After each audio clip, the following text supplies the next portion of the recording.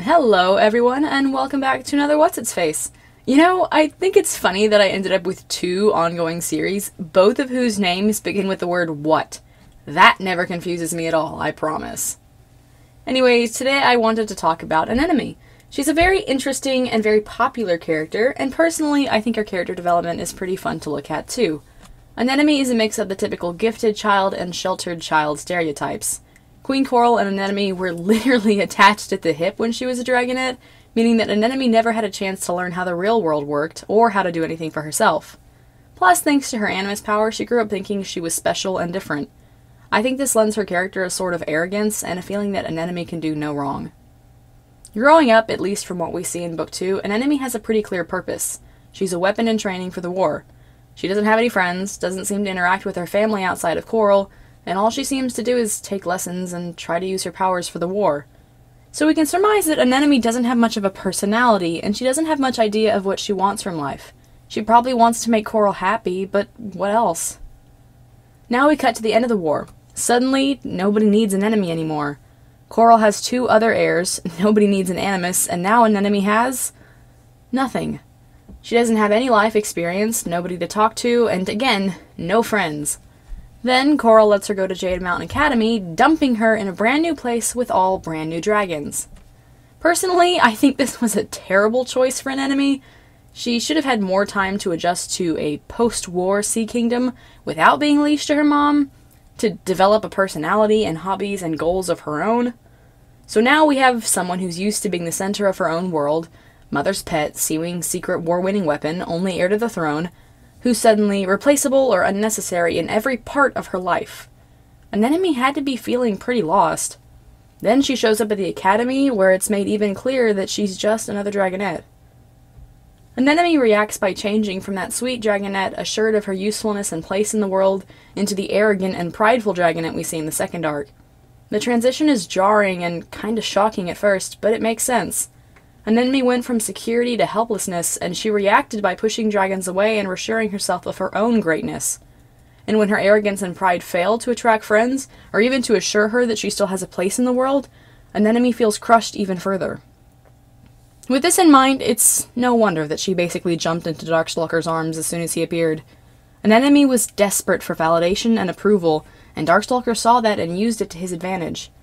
And because Anemone has only ever interacted with a very select few dragons, she has no possible way of seeing through this manipulation.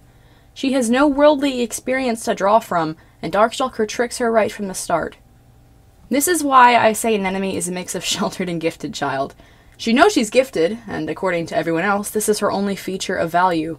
Not Anemone the dragon, not Anemone the good friend, not Anemone, Coral's beloved daughter.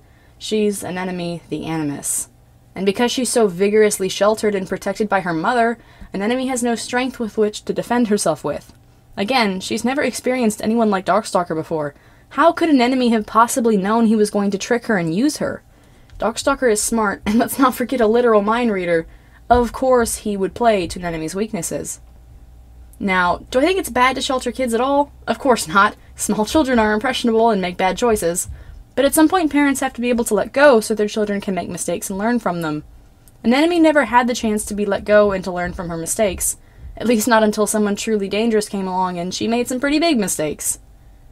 I think this is one of the reasons Anemone is so popular. She's a very relatable character. She's not evil, but she makes mistakes because she's never had a chance to learn any better. Her mom only saw her for her value as an heir and a weapon, not as a person. I think people have a really easy time relating to this, as well as the inevitable gifted child burnout that followed. I've never been a huge fan of Anemone personally, but I can definitely appreciate the subtleties of her character. From what I remember at the end of Arc 2, it looked like she was tentatively pointed in the right direction. The magnitude of what she let Darkstalker trick her into was a really good wake-up call for Anemone, I think, and hopefully it will be the catalyst for her to learn some humility so she can build some healthy relationships. For Anemone to move forward in a good direction, I think she needs to realize that she has value as herself, and not as her magic or how much she can control things and dragons around her. She'll need to develop a personality, including hobbies and leisure activities and dragons to spend time with who don't also want something from her. And of course she'll need to make changes to her attitude as well so she can actually hang on to some friends, but that comes with time and maturity. I think thanks to the wake-up call that Fiasco with Darkstalker provided, Anemone realizes that she needs to make some changes and is heading on the right track. Here's to hoping Tsunami has since stepped up as big sister and tried to help an enemy learn some boundaries and good habits as well. If Chewie were to write another arc, or more winglets, and if we saw an enemy again, I would be interested to see which direction her character has gone in. Will we see a calmer and more stable adult enemy, or an enemy who is still reeling and searching desperately for meaning? Anyways, I also wanted to talk about the art in this episode. I haven't drawn an enemy in a while, so I was kind of just messing around and feeling out what I wanted to do. I originally had quite a bit of pearl jewelry in the piece, but I ended up leaving it out since it seemed to add too much bulk to it. I kinda like how, even though I used my thicker line art, the piece itself ended up being pretty slick and sharp looking. Also, I decided to go light on the details and stick with a rather limited color palette. I think sometimes less is more, especially if you're going for a simple vibe like this type of piece. It's in the little things, like the extra detailing in the line art by her gills. Something as simple as that, I think, really helped the piece pop.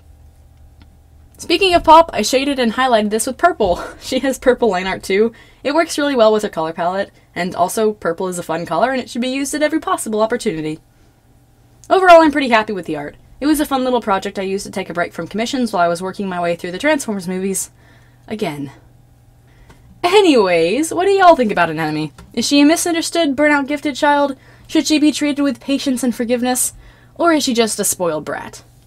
As always, remember to check out the description for this video for links to my Redbubble, where you can buy this piece, and my DeviantArt, where you can see others like it. If you're not already, remember to subscribe so you can see more of my videos, and like if you enjoyed this one. Thank you so much for watching, and please have a blessed week. What does perfect even mean? Is there